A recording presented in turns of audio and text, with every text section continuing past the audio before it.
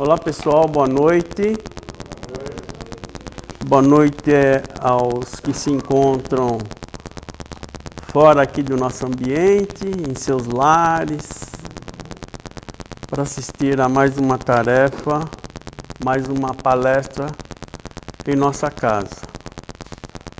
E como sempre, as nossas palestras versando sobre o Evangelho. E hoje nós temos o prazer de receber em nossa casa a ilustre figura do nosso amigo Oswaldo, que hoje está representando a USE. Então, toda segunda, terça-feira de cada mês, a USE nos envia um palestrante. E hoje, por sorte nossa, ela encaminhou o Oswaldo. Então, boa noite a todos novamente, sejam bem-vindos. O recado da noite é sobre os cursos de educação mediúnica. Houve uma pequena alteração na programação, então nós estamos divulgando a última versão. Então seriam cursos presenciais, às quartas-feiras. Primeiro e segundo ano, às 14 horas, e primeiro e segundo ano, às 20 horas. Então, a quarta-feira está sendo o dia reservado pela casa para os cursos de educação mediúnica. À tarde, às 14 e à noite, às 20 horas. Previsão de início, dia 9 de fevereiro. Previsão, ok?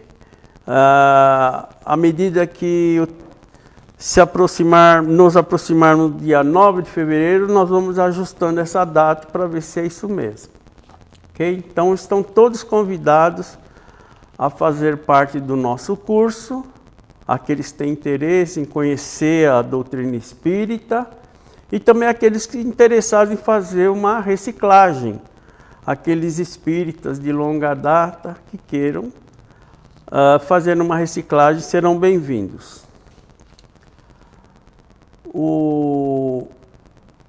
A leitura da psicografia da noite, eu vou fazer agora. O tema é desencarnação e desligamento. E diz o seguinte: somos os mortos que não foram retirados dos IMLs e dos cemitérios. Estamos presos bem junto aos nossos corpos e precisamos que nos tirem daqui. A decomposição nos devora e é difícil permanecer junto a tantos mortos. Sabemos que estamos vivos, embora estejamos mortos também. É difícil entender. Orientam que peçamos ajuda a Jesus, que imaginemos sua luz iluminando nossos corpos e afastando todos os bichos. Estão nos desligando de nossos corpos físicos e explicam que não precisaremos mais deles. Pedem que tenhamos força e fé para abandoná-los, porque através da fé entenderemos que a nossa vida não dependerá mais daqueles corpos. Estamos sendo retirados de lá e continuamos com outro corpo, embora nos sintamos ainda vivos. Essa psicografia teve uma nota da espiritualidade, que foi a seguinte: Falange Socorrista resgatou muitas vítimas da Covid-19 nos IMLs e cemitérios. Foram desligados da matéria. A ignorância, a vida materialista e a falta da fé dificultam o processo da desencarnação. Mas cada caso é uma história que agora certamente vai terminar bem. Vamos à nossa prece inicial. Então vamos nos tranquilizando, serenando nossos corações, nossas mentes. E vamos, nesse momento, elevar nossos pensamentos até o querido Mestre Jesus que se encontra conosco. Vamos sentindo o seu abraço carinhoso, nos envolvendo com muito amor. E pedir a Ele que esteja conosco nesse momento de aprendizado. E que as palavras que foram ditas nessa noite, trazidas pelo nosso querido amigo e irmão Oswaldo, possam calar fundo em nossos corações e que possamos refletir sobre o conteúdo das mensagens para que possamos colocar em prática no nosso dia a dia. Obrigado, Jesus, obrigado, amigos espirituais que estão conosco. Que assim seja, com a graça de Deus. Oswaldo.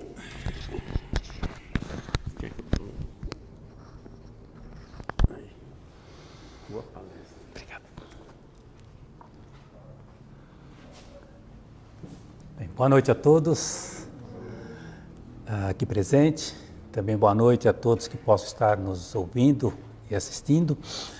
É uma alegria muito grande estar aqui presente mais uma vez, né? No Núcleo de Estudos Espíritas Irmã Mileide. Então nós agradecemos a Deus, nosso Pai amoroso, por nos permitir, né, mais um dia de vida. Agradecemos também a Jesus, nosso mestre e amigo, pela luz do esclarecimento para que não andemos nas trevas. Também agradecemos a Maria de Nazaré por estender seu manto de amor, de misericórdia sobre todos nós, almas aflitas, que ainda passamos, né, por esse momento grave e difícil da pandemia. Também agradecer os nossos mentores individuais, ou seja, os nossos guias espirituais, pelo amparo, pela proteção dessa nossa caminhada. E também agradecer a USE, né, na figura da Ivone, pelo convite, ao Dorival também,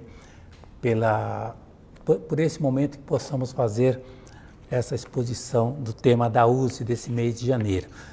Mês de janeiro, pela USE, né, que a USE não é uma casa espírita, mas ela dá suporte a todas as casas espíritas na preparação de palestras, cursos, seminários e tantos, né? E todo ano o tema da USE gira em torno do Evangelho no Lar, que todos nós devemos fazer, né? E todas as casas espíritas fazem, né, essa promoção para que as pessoas procurem fazer o culto do Evangelho no Lar.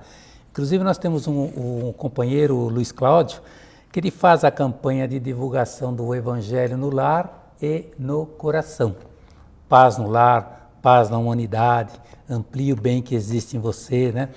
E ele sempre está fazendo palestras sobre o Evangelho no lar e participa de todos os eventos, né? Agora diminuiu um pouco com a Covid, mas ele está sempre procurando trazer o culto do Evangelho no lar.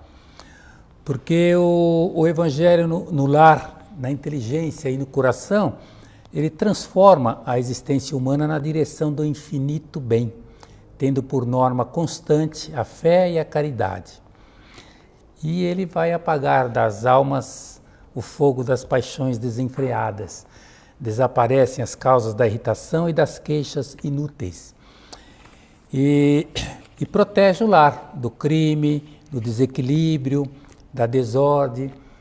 Então é por isso que estamos sempre procurando promover o culto do Evangelho no lar. Isso já vem há muito tempo, né?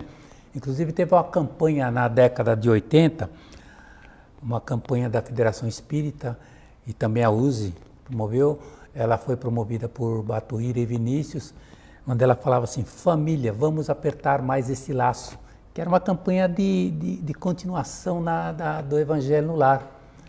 Porque eles percebiam que geralmente nas casas espíritas as famílias estavam ligadas ali, né? Os filhos participando da evangelização ou mesmo da mocidade, os problemas que surgiam naquela família estavam ali ligados a todos eles.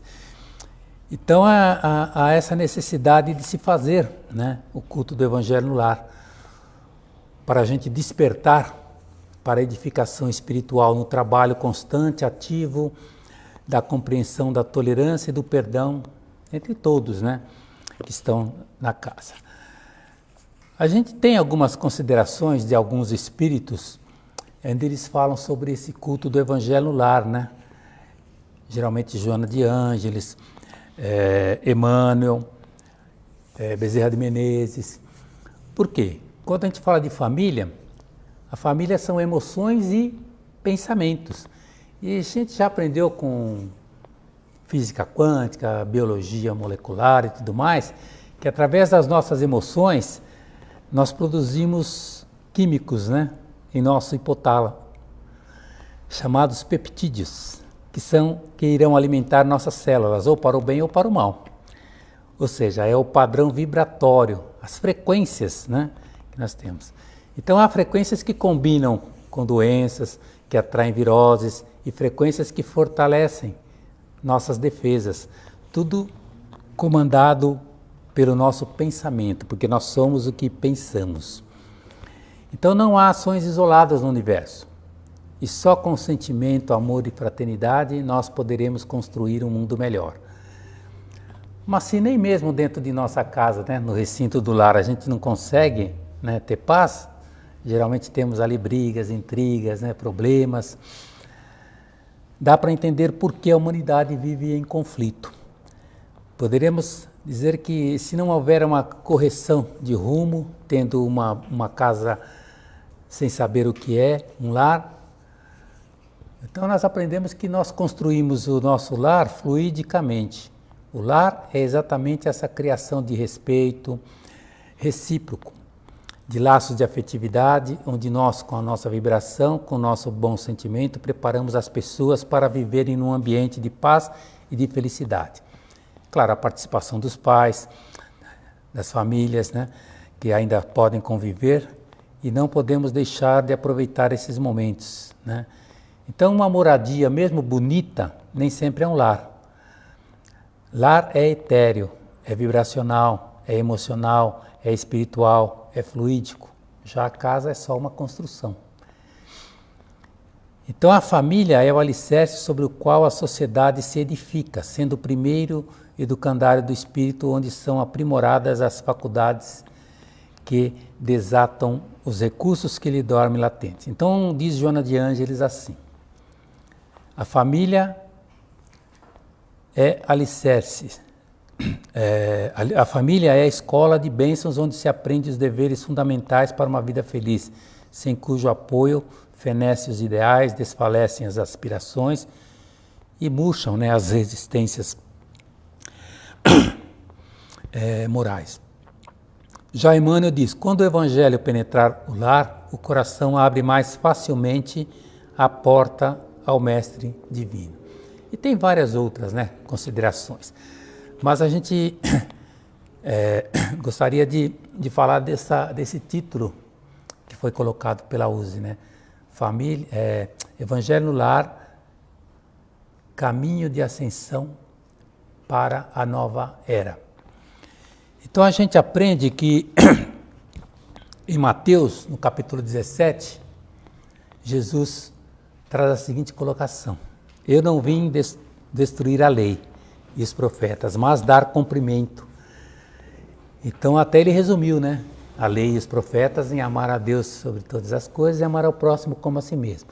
Então é por isso a primeira lição do Evangelho, segundo o Espiritismo, né, quando fala lá, eu não vim destruir a lei, lá ele fala das três revelações: Moisés, o Cristo e o Espiritismo.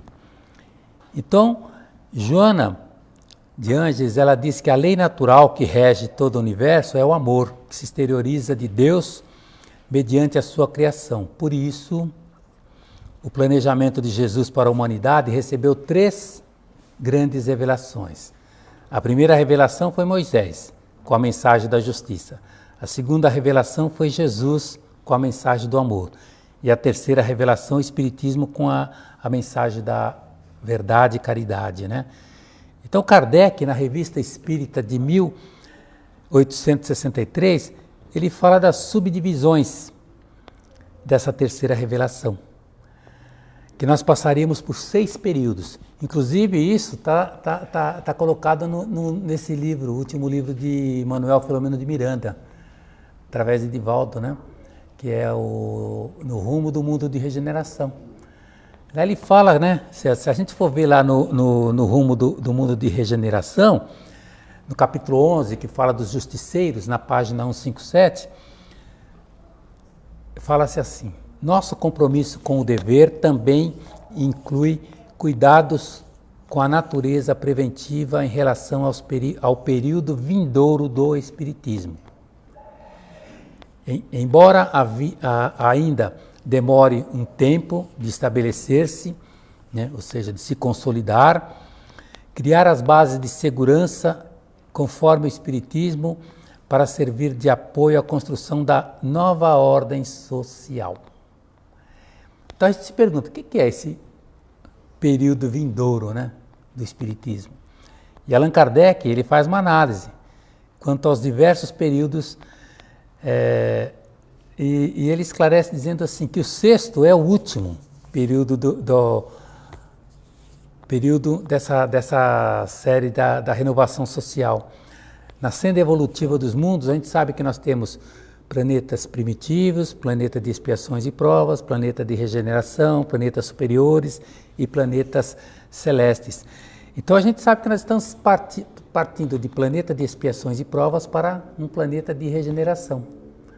Aí essa fase transitória que nós estamos passando, né, apesar dos problemas que temos aí com a Covid, é um momento de aprendizado, onde nós todos estaremos de alguma forma, né, participando desse momento difícil, mas de aprendizado para todos nós, né? Então o planejamento de Jesus foi passar por Moisés, Jesus e o Espiritismo, e aí a gente teria essa fase, né? Até Emmanuel, ele diz assim, né, que a ordem histórica das revelações é assim: a primeira, a segunda e a terceira revelação seria a justiça, o amor e a verdade. Ou seja, isso passaria vários tempos, né? O primeiro milênio, o segundo milênio e o início do terceiro milênio, que seria essa nova era, né? Para o Espiritismo, essa nova era é justamente essa chegada desse mundo de regeneração para todos nós. A gente sabe que quando fala de nova era tem várias considerações, né? Muitos falam, é New Age, né? Cada era é uma fase que tem características predominantes, né? Que influenciam o mundo. A era atual que vivemos está quase a acabar, e a nova era, eles falam que seria conhecida como a era de Aquário, seria um tempo de grande paz, de prosperidade, o mundo todo estaria unido, sem fronteiras, todos trabalhando juntos no bem da humanidade. Só que se nós formos ler aquele livro de Manuel Filomeno de Miranda, No Mundo de Regeneração, a gente vai perceber que nós estamos numa grande batalha espiritual, né? Essa mensagem que foi lida aí, tem muitos pontos lá que se fala exatamente isso, né? Das desencarnações em massa que nós tivemos, né? Tantas mortes no mundo todo, né? E muitas obsessões, por causa justamente disso que haverá, né? Nesse momento de transição planetária. Então, a gente tem que entender isso, né? Por isso é que Kardec, na Revista Espírita de 1863, ele fez algumas subdivisões nessa terceira revelação. Ele disse que passaríamos por esses 6 períodos. O primeiro seria da curiosidade, começando lá desde das irmãs Fox, né, até passar pelas mesas girantes. Depois o segundo período seria o filosófico, né, a partir do Livro dos Espíritos, em 1857. O terceiro seria das lutas, né, onde teria inclusive aquele, em 1861, o Auto de Fé de Barcelona, quando queimaram todos os livros espíritas. O quarto seria o religioso, né, em 1868, com o Evangelho segundo o Espiritismo, onde seria elaborada as diretrizes para a regeneração moral, né? E a 5, que é a fase atual, que é o momento de transição, onde existem elementos das fases anteriores, mas ajustando-nos e abrindo caminho para a fase posterior, né, que nós teremos no rumo do mundo de regeneração. E o sexto seria o da renovação social, que é o último período, onde as pessoas compreenderiam que a cooperação não pode ser imposta por leis e compreenderão a necessidade de superar o egoísmo e escolherão espontaneamente praticar a solidariedade e prevalecerá a aplicação dos princípios para a redenção da humanidade humana, né? Trabalho, solidariedade, tolerância e caridade. Por isso eu trouxe até o livro Obras Póstumas, que é um livro que não é muito lido, né? Geralmente nós lemos apenas o Pentateuco, né? Mas esse livro aqui, ele traz várias revelações de Kardec. E na página 354, ele fala sobre a regeneração da humanidade, que seria essa nova era. A nova era é o momento a era do espírito, vamos dizer assim. A gente passou pela era da matéria, agora vamos chegar na era do espírito. E lá ele faz várias considerações, inclusive Kardec até coloca assim, olha, nós já dizemos, né, outrora, aproximam-se os tempos, mas agora nós dizemos, os tempos são chegados. Então nós estamos nesse tempo, né? Então ele vai fazendo várias considerações, e é claro, o nosso tempo não dá para falar tudo o que está aqui, porque são muitas páginas. Mas, por exemplo, ele diz assim que todas as escrituras encerram grandes verdades sob o véu da alegoria. Ele diz que tudo segue a ordem natural das coisas e as leis imutáveis de Deus. Não acrediteis, porém, no fim do mundo material. A Terra tem progredido desde a sua transformação.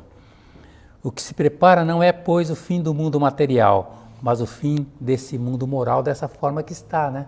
Porque o mundo novo, o mundo dessa nova era, o mundo de regeneração, nós estaremos assim, mais com uma moral melhor, né? Porque hoje, na realidade, a nossa moral é que nem diz lá Lázaro no Evangelho, quando ele diz assim, que cada época está marcada pelo selo da virtude ou do vício, que fará com que uma geração se perca ou se salve.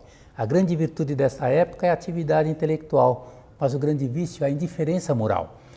Então isso foi dito há mais de 160 anos e é oportuno para nós até hoje, porque a gente vê a falta de moral, né? Então é por isso que nós estamos sendo convidados a buscar essa moral cristã.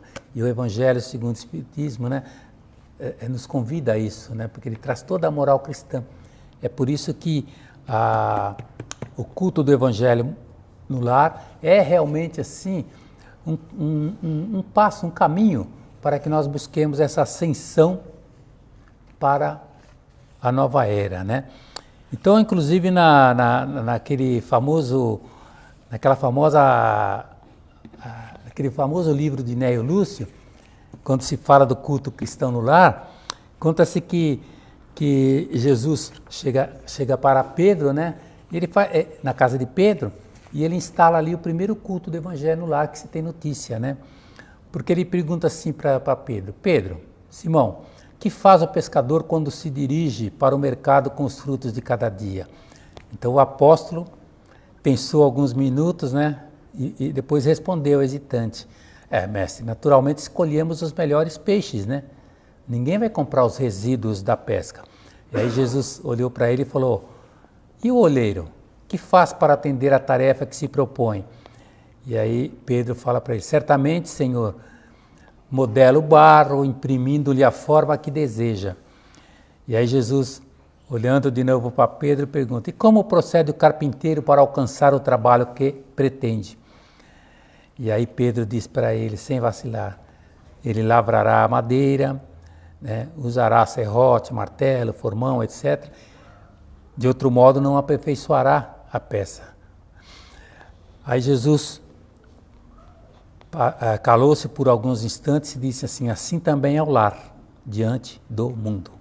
O berço doméstico é a primeira escola e o primeiro templo da alma. A casa do homem é a legítima exportadora de caracteres para a vida comum. Se o negociante seleciona a mercadoria, se o marceneiro não consegue fazer um barco sem afeiçoar a madeira aos seus propósitos, como esperar uma comunidade segura e tranquila sem que o lar se aperfeiçoe? A paz no mundo começa sob as telhas a que nos acolhemos. Se não aprendemos a viver em paz entre as quatro paredes, como aguardar a harmonia entre as nações? Se não nos habituarmos a amar o irmão mais próximo, associado, à nossa luta de cada dia, como respeitar o eterno Pai que nos parece distante? E aí então Jesus falou: Pedro, acendamos aqui, em torno de quantos nos procurem a assistência fraterna, uma claridade nova. A mesa da tua casa e o lar do teu pão. Nela recebes do Senhor o alimento para cada dia. Por que não instalar ao redor dela a sementeira da felicidade e da paz? Na conversação e no pensamento, o Pai que nos dá o trigo para o celeiro através do solo, envia-nos a luz através do céu. Se a claridade e a expansão dos raios que a constituem, a fartura começa no grão. Em razão disso, o Evangelho não foi iniciado sobre a multidão, mas sim no singelo domicílio dos pastores e dos animais.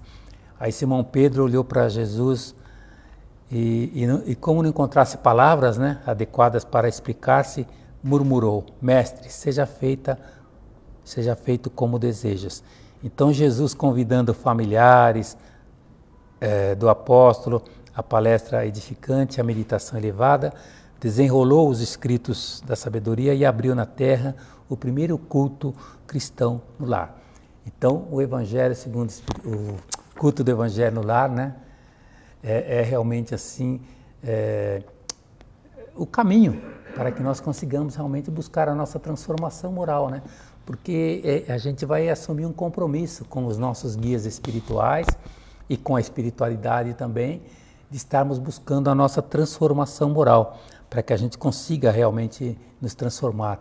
E transformando-nos na nossa casa, no nosso lar, com certeza, espalhando essa luz para todos, conseguiremos transformar a humanidade, que é o objetivo dessa nova era, dessa busca da terra de regeneração que nós temos.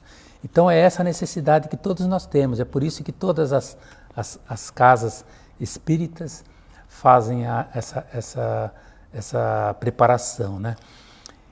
Então, diz esse capítulo ainda aqui do livro Obras Póstumas: de mundo de expiação, a terra se mudará um dia em mundo ditoso, e habitá-lo será uma recompensa em vez de ser uma punição. O reinado do bem sucederá ao reinado do mal. A terra, dissemos, não será transformada por um cataclisma que aniquile de súbito uma geração. A atual geração desaparecerá gradualmente e a nova lhe sucederá do mesmo modo. E aí ele vai fazendo outras considerações. A época atual é a da transição. Os elementos das duas gerações se confundem. Pois ele diz mais ainda: tendo de fundar a era do progresso moral, ou seja, essa nova era, a nova geração se distingue por uma inteligência e uma razão, em geral precoces. E aí ele fala aqui da imigração de espíritos, porque a gente aprende que haverá essa separação do joio e do trigo, Virão espíritos de outros planetas para nos ajudar, e muitos espíritos que estão aqui ainda, que se chamam até os justiceiros, e que têm causado tantas obsessões, tantas perturbações espirituais, eles serão transferidos para outro local, Então, tudo isso está lá nesse novo livro de Manuel Filomeno de Miranda, que traz assim, muitas informações para todos nós. Mas eu me lembro que o culto do Evangelho no lar, como todas as casas fazem essa promoção, João Nunes Maia, autor de vários livros, ele delegou essa função para a mocidade espírita da casa, que ele participava da casa que tem até o nome de sua mãe, Maria Nunes. E os jovens iam nas casas das pessoas, iniciava o culto do Evangelho no lar, fazia o primeiro, explicava tudo direitinho. E aí as pessoas começavam, mas depois paravam, desistiam. Aí eles fizeram uma reunião e falaram: mas por que será que eles fazem isso, Aí, por orientação do espírito Airtes e também de Miramês, eles, fazendo essa reunião, eles perceberam que as pessoas não se acostumaram em ficar lendo, por exemplo, o Evangelho segundo o Espiritismo ou outros livros que estavam ali para eles. eles achavam muito difícil a leitura e a interpretação. E aí eles fizeram tiveram a ideia de trazer um livro chamado Tua Casa, né?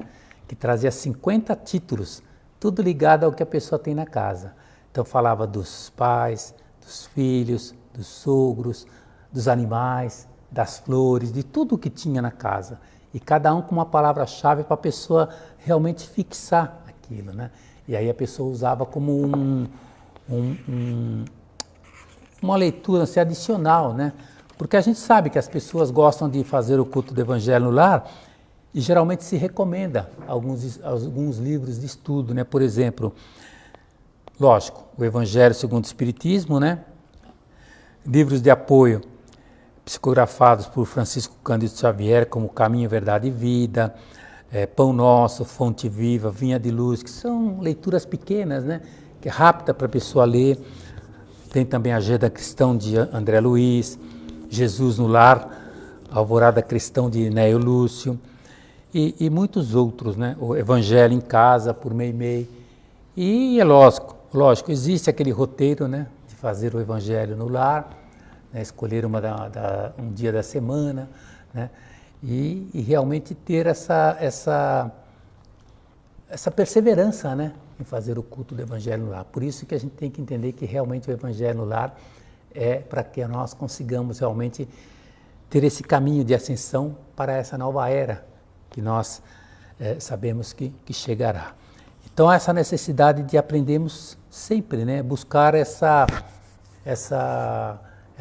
esse culto do Evangelho no lar, né? Eu acredito que aqui todos devem fazer, porque aqui é o Núcleo de Estudos Espíritas, Irmã Mileide, né? Então, e estimular a outros que possam fazer.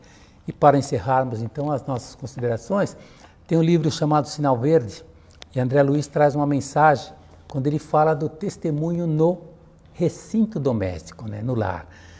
Então ele diz assim: bondade no campo doméstico é a caridade começando de casa. Nunca fale aos gritos, abusando da intimidade com seus entes queridos, né, com seus familiares. Utilize os pertences caseiros sem barulho, poupando o lar ao desequilíbrio e à perturbação. O quanto possível, não agravar as preocupações da família. Evite comentar assuntos escandalosos ou inconvenientes. Colabore na solução do problema que surja sem alterar-se na queixa e converse edificando sempre a harmonia. Quantas vezes um problema aparentemente insolúvel pede tão somente uma palavra calmante para ser resolvido? Então não se aproveite da conversação para intercalar apontamentos de crítica ou censura, seja a quem seja. É sempre possível achar a porta do entendimento mútuo em pequenas demonstrações de renúncia a pontos de vista. Essa colocação de André Luiz, ela vai de encontro àquelas pessoas que já procuram fazer o culto do Evangelho no lar, né? Para que haja harmonia, para que haja, como nós falamos no início, né? Esse momento de vibração positiva dentro do lar, para que possa haver sempre equilíbrio dentro do lar. Esse é o objetivo que todos nós temos, né, ao fazermos o culto do Evangelho no lar, cada semana que fazemos, né. É claro que teríamos outros espíritos, né, que trazem mensagens, que falam sobre o culto do Evangelho no lar, mas todos vão dizer praticamente a mesma coisa, né. Por exemplo, Bezerra de Menezes, ele diz assim: trabalhemos pela implantação do Evangelho no lar quanto estiver ao alcance de nossas possibilidades, né? Trazer as claridades da Boa Nova ao templo da família é aprimorar todos os valores que a experiência terrestre nos pode oferecer. Emmanuel também disse assim: o culto do Evangelho no lar não é uma inovação, é uma necessidade em toda parte, onde o cristianismo lance raízes de aperfeiçoamento e sublimação. Quando o ensinamento do Mestre vibrar entre as quatro paredes de um templo doméstico, os pequeninos sacrifícios tecem a felicidade comum. Então, que nós possamos fazer o culto do Evangelho no lar, para que nós consigamos realmente buscar esse caminho, né, de ascensão para essa nova era, para esse mundo de regeneração. Nós devemos por fim, né, Bezerra de Menezes diz assim: auxiliemos a implantação do cristianismo no santuário familiar à luz da doutrina espírita, se desejamos efetivamente a sociedade abençoada de amanhã. Só para ilustrar, a gente pode se lembrar que Chico Xavier ele fazia o evangelho, né, no lar, né, debaixo de uma seringueira lá, né, nas árvores, no meio lá no bairro dos Pássaros Pretos, né, por muito tempo ele fez ali, né, e ele trazia muitas mensagens e muitas elucidações através de Emmanuel para todos nós. Então que nós consigamos realmente fazer o culto do evangelho lá e lembrar que Jesus é o recurso maior das nossas vidas. Quem diz isso é Maria Dolores. E com a mensagem dela nós encerramos essa nossa colocação dizendo que os problemas, as aflições e o desespero são fases transitórias da estrada fora. Recorda a lição de toda hora, exigindo-te a compreensão. Não te entregues, segue em frente, que as nuvens afastam-se depressa. Quando nós oramos sem pressa, pedindo a Deus o seu perdão. Nós vemos os estampidos das guerras, gerando violência, ódio, mas lembra-te daquele que fez-se amor da grandeza celestial, pois não há coração que respire e nem sobreviva aos golpes do veneno, mas todo ato de amor, mesmo pequeno, é benefício contra o mal. As situações penosas e infelizes são quadros de desespero e dor, mas olha, até as mãos doentes estão amparando, estão espalhando amor como se fossem fontes de divina luz. Sejamos, pois, um coração humilde, pronto a servir, sem receios, pois todos os recursos têm seus meios e a nossa força é Jesus. Então que Jesus nos abençoe sempre esse nosso propósito de renovação através do estudo, mas sobretudo pela prática do seu Evangelho. Que assim seja, graças a Deus, uma boa semana para todos.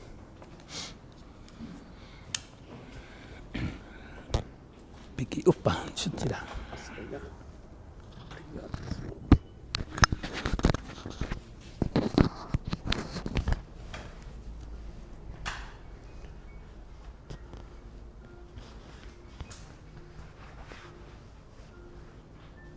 Vamos então, nesse momento, agradecer ao Mestre Jesus pela oportunidade desse encontro, agradecer a espiritualidade amiga, agradecer a espiritualidade que coordena os trabalhos dessa casa e dizer que estamos felizes por estarmos aqui ouvindo essa mensagem tão importante trazida pelo nosso querido Oswaldo, falando da importância do Evangelho no lar. Querido Jesus, pedimos suas bênçãos, que sejamos envolvidos pelo teu amor, pela tua paz, e que as nossas vibrações de amor emanadas nesse momento possam atingir a todos aqueles irmãos que nesse momento passam por dificuldades físicas e espirituais. Pedimos também, Senhor Jesus, que abençoe a todos aqueles também que estão nos assistindo via internet. E que nossos lares também sejam visitados nesse momento para receber as bênçãos de amor, de paz, levadas pelo querido Mestre Jesus. Obrigado, Senhor, com a graça de Deus.